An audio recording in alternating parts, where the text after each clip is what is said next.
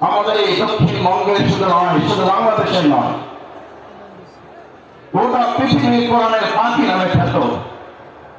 এই টানের সাথে একজন মানুষের কথা কি আমাদের মনে পড়ে না পড়ে না? আল্লাহ এই মাঠে তিনি ফিরতে চেয়েছিলেন, এই মাঠে তিনি আবার কোরআনের আওয়াজ নিয়ে আসতে চেয়েছিলেন।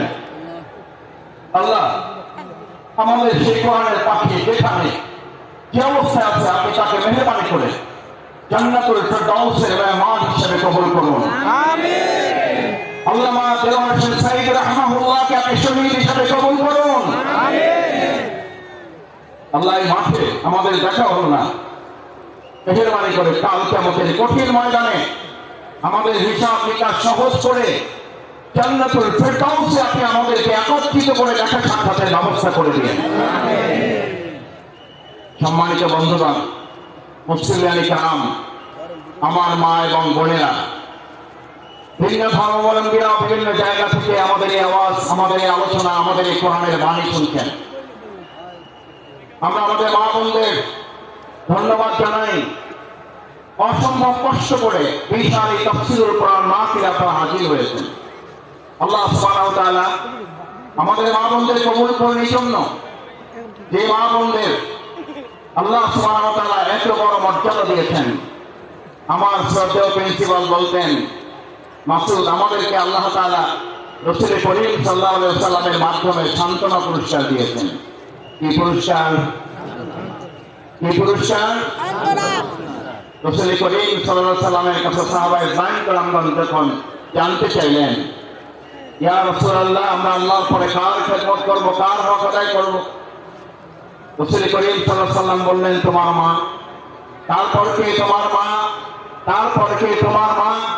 তারপরে সান্ত্বনা পুরস্কার পেলাম আমরা, তোমার বাবা। আল্লাহ সুবহানাহু ওয়া তাআলা আমাদের এই মা বোনদেরকে ধৈর্যের সাথে, কষ্টের সাথে আজকে এই তাফসীরুল কোরআন মাহফিল শুনে আমাদের প্রত্যেক ঘরে ঘরে একজন করে হযরত খাদিজাতুল কুবরা রাদিয়াল্লাহু তাআলা আনহা, হযরত আয়েশা সিদ্দিকা রাদিয়াল্লাহু তাআলা আনহা দান করুন। যে কথা আমরা আমাদের এই দুনিয়ার প্রতিবেদনে শুনেছি, আমাকে একটা ভালো মা দাও। পরের লাইনটা কি? আমি তোমাদেরকে একটা ভালো গ্রাম দেব, আমি তোমাদেরকে ভালো পটুয়াখালী দেব, আমি তোমাদেরকে ভালো রাঙামালি, কাউফল দেব, মির্জাগঞ্জ দেব। আমাদেরকে একটা আল্লাহকে ভালো মা দেন। আমাদের এই মা এবং বোনের জাতি যারা এসছেন, বিগত 17 বছরে তাদের ইচ্ছা এবং আগ্রহ নিয়ে যারা কাল মহানা করেছেন, ছিনিমিনি খেলেছেন, আজ গান করে সরে রাখুন। আমাদের জীবন বাঁচিয়ে রাখবো, আমাদের মা বোনদের ইজ্জত দিয়ে ভবিষ্যতে আর কাউকে কাল মহানা করতে দেওয়া হবে না। কারণ আমাদেরকে জিজ্ঞেস করা হয়, ইসলামী রাষ্ট্রে আমাদের মা এবং বোনদের ইজ্জত, তাদের সম্মানের মাপকাঠি কি? আমরা সম্মান এবং মাপকাঠি বলি আমাদের মায়ের জাতি, তারা সম্মান এবং মর্যাদার উচ্চ মানে তারা থাকবেন। আলহামদুলিল্লাহ, প্রিয় নবী মুহাম্মদ রাসূলুল্লাহ নাই রাসূল করিম সাল্লাম কৃপণ বলেছেন তাকে যে বাস ভাড়া দিতে পারে না।